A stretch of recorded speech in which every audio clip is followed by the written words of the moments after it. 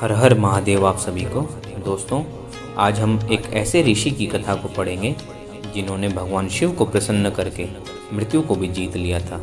जी हाँ, हम बात कर रहे हैं मार्कंडेय ऋषि की। आइए आरंभ करते हैं आज की इस कथा को। भगवान विष्णु ने तप का आदर्श स्थापित करने के लिए नर और नारायण रूप धारण किया था। वे सर्वेश्वर तपस्वी ऋषियों के संरक्षक और आराध्य थे। उसी समय मार्कंडू ऋषि के पुत्र मार्कंडेय जी नैष्ठिक ब्रह्मचर्य व्रत लेकर हिमालय की गोद में पुष्पभद्रा नाम की नदी के किनारे भगवान नर और नारायण की आराधना कर रहे थे। उनका चित्त सब ओर से हटकर भगवान में ही लगा रहता था। मार्कंडेय मुनि को जब इस प्रकार भगवान की आराधना करते हुए बहुत वर्ष व्यतीत हो गए, तब इंद्र को उनके तप से भय होने लगा। देवराज ने वसंत, कामदेव और पूजीक स्त्री नाम की एक अप्सरा को मुनि की साधना में विघ्न डालने के लिए वहां भेजा। वसंत के प्रभाव से सब ओर से मंद मंद सुगंधित वायु चलने लगी। गंधर्व आकर वहां गाने लगे और अप्सराएं मुनि के सामने अपने सौंदर्य का प्रदर्शन करने लगी। इसी समय कामदेव ने अपने फूलों के धनुष पर सम्मोहन बाण चढ़ाकर उसे मुनि की तरफ छोड़ा, परंतु कामदेव तथा अप्सरा के सब प्रयत्न व्यर्थ हो गए। मार्कंडेय जी का चित्त भगवान नर और नारायण में लगा हुआ था, अतः भगवान की कृपा से उनके हृदय में कोई विकार नहीं उठा। मुनि की ऐसी दृढ़ अवस्था देखकर काम आदि सब डर कर वहां से भाग गए। मार्कंडेय जी में काम को जीत लेने का जरा सा भी गर्व नहीं आया। वे उसे भगवान की कृपा समझकर और भी अधिक भाव से भगवान की पूजा करने लगे। भगवान के चरणों में मार्कंडेय जी का चित्त तो पहले से ही लगा हुआ था, पर अब भगवान की उन पर विशेष कृपा है, यह अनुभव करके वे व्याकुल हो गए। भगवान के दर्शन के लिए उनका हृदय आतुर हो उठा। भक्त वत्सल भगवान उनकी व्याकुलता से द्रवित होकर उनके सामने प्रकट हो गए। भगवान नारायण सुंदर जल से भरे मेघ के समान श्याम वर्ण के थे और भगवान नर गौर वर्ण के थे।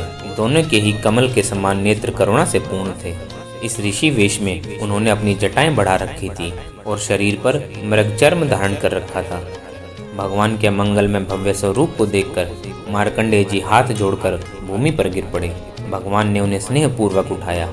मार्कंडेय जी ने किसी प्रकार कुछ देर में अपने आप को स्थिर किया।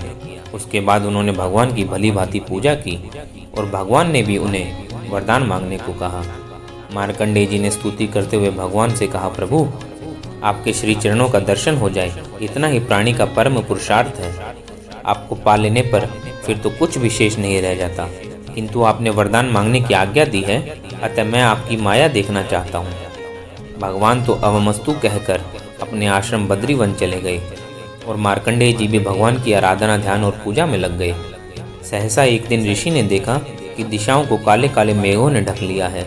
बड़ी भयंकर गर्जना तथा बिजली की कड़क के साथ मोटी मोटी धाराओं से पानी बरसने लगा। इतने में चारों ओर से उमड़ते हुए समुद्र बढ़ आई और समस्त पृथ्वी प्रलय के जल में डूब गई। मुनि उस महासागर में विक्षिप्त की भांति तैरने लगे। भूमि, वृक्ष, पर्वत आदि सब डूब गए। सूर्य, चंद्र तथा तारों का कहीं भी पता नहीं था। सब ओर से घनघोर अंधेरा छाया हुआ था। भीषण प्रलय समुद्र की गर्जना ही सुनाई पड़ती थी। उस समुद्र में बड़ी बड़ी भयंकर तरंगे कभी मुनि को यहाँ से वहाँ फेंक देती, तो कभी जल जंतु उन्हें काटने लगते थे और कभी वे जल में डूबने लगते थे। उनकी जटाएं खुल गई थी, बुद्धि विक्षिप्त हो गई थी, शरीर स्थिर होता जा रहा था। अंत में व्याकुल होकर उन्होंने भगवान का स्मरण किया। भगवान का स्मरण करते ही मार्कंडेय जी ने देखा कि सामने एक बहुत ही बड़ा वट वृक्ष है। उस प्रलय समुद्र में खड़े वृक्ष पर कोमल कोमल पत्ते भरे हुए हैं और उन्होंने देखा कि वट वृक्ष की ईशान कोण की शाखा पर पत्तों के सट जाने से बड़ा सा सुंदर दोना बन गया है और उस दोने में एक अद्भुत बालक लेटा हुआ है। उस बालक का तेज इस घोर अंधकार को दूर कर रहा है। मुनि को यह देखकर बड़ा ही आश्चर्य हुआ। उन्होंने उस बालक को प्रणाम किया। उनकी सब थकावट उस बालक को देखते ही दूर हो गई। मुनि उस बालक को गोद में लेने के लिए उसके पास जा पहुँचे। पास पहुँचते ही जैसे ही बालक ने सांस अंदर खींची, मुनि भी बालक की नासिका के छिद्र से उनके उदर में चले गए। मार्कंडेय जी ने शिशु के उदर में पहुंचकर जो कुछ देखा उसका वर्णन नहीं किया जा सकता था। वहां उन्होंने अनंत ब्रह्मांड देखे, वहां की विचित्र सृष्टि देखी। सूर्य, चंद्र, तारागण सब उन्हें दिखाई पड़े। उनको वहां समुद्र, नदी, सरोवर, वृक्ष, पर्वत आदि सहित पृथ्वी भी सभी प्राणियों से पूर्ण दिखाई पड़ी। पृथ्वी पर घूमते हुए वे शिशु के उदर में ही हिमालय पर्वत जा पहुँचे। वहाँ पुष्पभद्रा नदी और उसके तट पर अपना आश्रम भी उन्होंने देखा। यह सब देखने में उन्हें अनेक युग बीत गए। वे विस्मय से चकित हो गए। उन्होंने नेत्र बंद कर लिए। इसी समय बालक ने सांस बाहर छोड़ा और वे वापस उस प्रलय समुद्र में गिर पड़े। उन्हें वही गर्जना करता हुआ समुद्र, वही वट वृक्ष और उस पर वह अद्भुत बालक दिखाई पड़ा। अब मुनि ने उस बालक से ही इस सब दृश्य का रहस्य पूछना चाहा, परंतु जैसे ही वे कुछ पूछने को हुए, सहसा ही सब अदृश्य हो गया।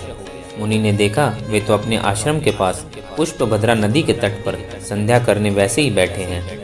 वह शिशु, वह वट वृक्ष, वह प्रलय समुद्र आदि कुछ भी वहाँ नहीं था। भगवान की कृपा समझकर मुनि को बड़ा ही आनंद हुआ। भगवान ने कृपा करके अपनी माया का स्वरूप दिखलाया कि किस प्रकार उन सर्वेश्वर के भीतर ही समस्त ब्रह्मांड है। उन्हीं से सृष्टि का विस्तार होता है और फिर उन्हीं में मिल जाता है। इस कृपा का अनुभव करके मुनि मार्कंडेय जी ध्यान में चले गए। उनका चित्त दया में भगवान में निश्चल हो गया। उसी समय उधर से नंदी पर बैठे पार्वती जी के साथ भगवान शंकर निकले।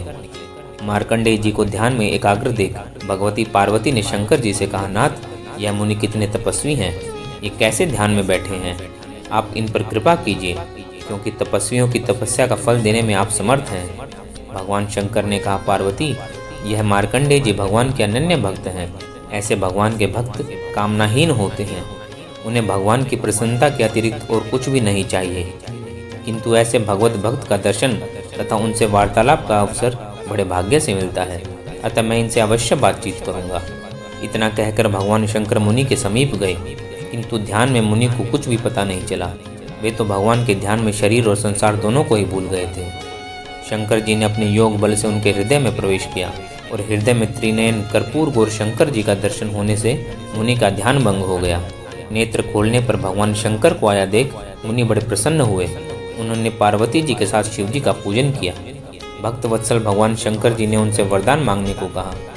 मुनि ने प्रार्थना की कि हे दयामय, आप मुझ पर प्रसन्न हैं तो मुझे यही वरदान दीजिए कि भगवान में मेरी भक्ति अविचल बनी रहे, आप में मेरी स्थिर श्रद्धा रहे, भगवत भक्तों के प्रति मेरे मन में अनुराग रहे। शंकर जी ने अवमस्तु कहकर मुनि को कल्प के अंत तक अमर रहने का और पुराणाचार्य होने का वरदान दिया।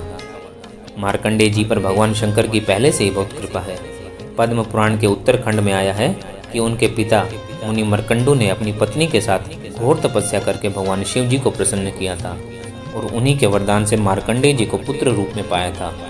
भगवान शंकर ने उस बालक को 16 वर्ष की आयु दी। जब 16 वर्ष पूर्ण होने वाले थे, तब एक दिन मार्कंडेय जी ने अपने पिताजी को उदास देखकर उनसे पूछा। तब मर्कंडू जी ने कहा, बेटा, भगवान शंकर ने तुम्हें 16 वर्ष की आयु दी थी और उसकी समाप्ति का समय समीप आ पहुंचा है। इसी से मुझे शोक हो रहा है। इस पर मार्कंडेय जी ने कहा, पिताजी, आप शोक न करें।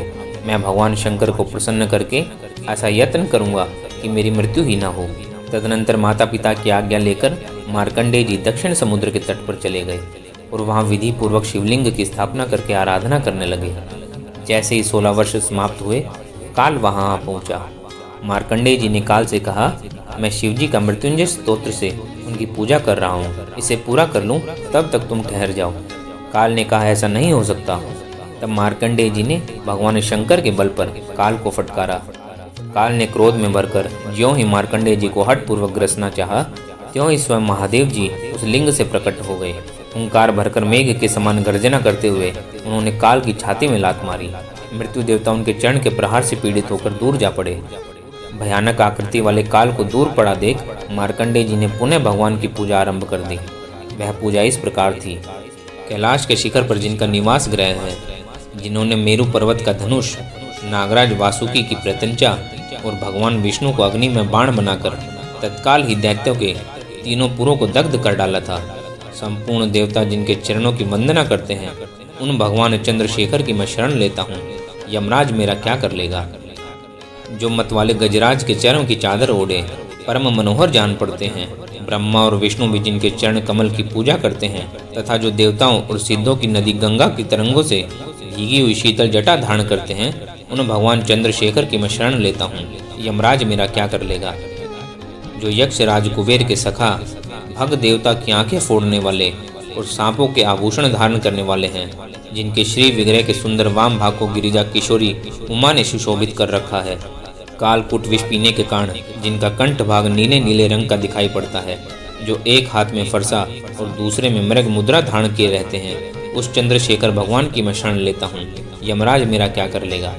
जो भक्तों पर दया करने वाले हैं, अपनी पूजा करने वाले मनुष्य के लिए अक्षय निधि होते हुए भी जो स्वयं दिगंबर रहते हैं, जो सब भूतों के स्वामी, परात्पर, अप्रेम्य और उपमा रहित हैं, पृथ्वी, जल, आकाश, अग्नि और चंद्रमा के द्वारा भी जिनका श्री विग्रह सुरक्षित है, उन भगवान चंद्रशेखर की मैं शरण लेता हूँ। यमराज मेरा क्या कर लेगा।